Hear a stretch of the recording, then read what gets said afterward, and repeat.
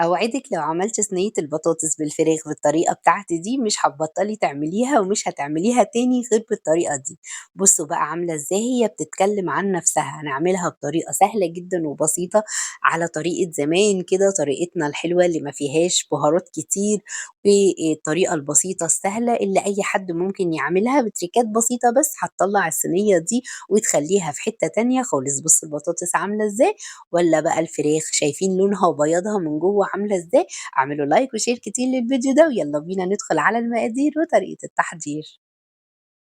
بسم الله، أول حاجة كده معايا بطاطس مقطعاها بالشكل ده زي ما انتم شايفين، ومعايا بصلتين كبار مقطعاهم برضو ايه شرايح بالشكل ده، فصين توم مفرومين، فلفل حامي لو ما بتحبوهوش بدليه ببارد، والبهارات بتاعتي ملح وفلفل اسود بس، شوية كده من الزيت معلقتين تلاتة، ونقلب الكلام ده كله مع بعض. وكل ما كانت البهارات بسيطة في الوصفة بتاعتنا أو في الطبخة بتاعتنا، كل ما طعم الطبخة بتاعتنا باين كده وبقت جميلة. خلاص خلصتها كده هاسيبها على جنب ونيجي للفراخ.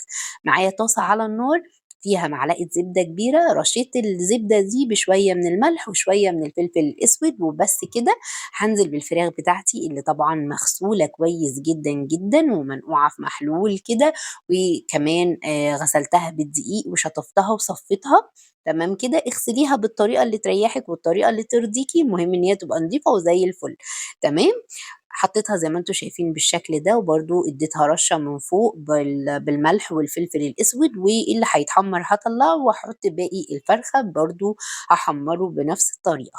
بس كده، بس كده الموضوع سهل خالص وما فيهوش أي حاجة، زي ما حطيت فلفل أسود وملح هاحط برضه من فوق كده فلفل أسود وملح، وهتتحمر واشيلها في طبق على جنب.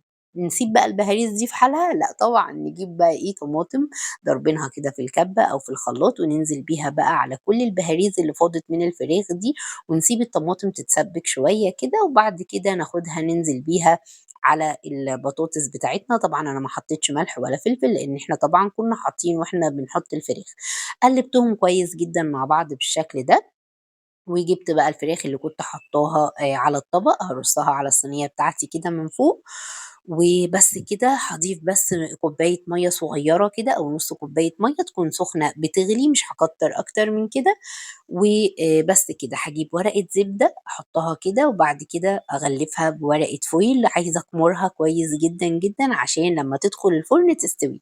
طبعًا باسخّن الفرن عندي على درجة حرارة عالية، أعلى درجة حرارة عندِك بنحطه في الرف اللي تحت خالص اللي هو أقرب حاجة للنار، نُص ساعة. بعد كده بنكشف من عليها الغطا وناخد من الصوص بتاعها بفرشة كده، وندهن وش الفراخ بتاعتنا، وبعد كده نحطها على الرف الوسطاني ونسيبها بقى تتشمّع كده وتاخد لون. على فكرة أنا ما شغّلتلهاش الشواية وهي خدت لون بالشكل ده زي ما أنتم شايفين، بُصّوا عاملة إزاي.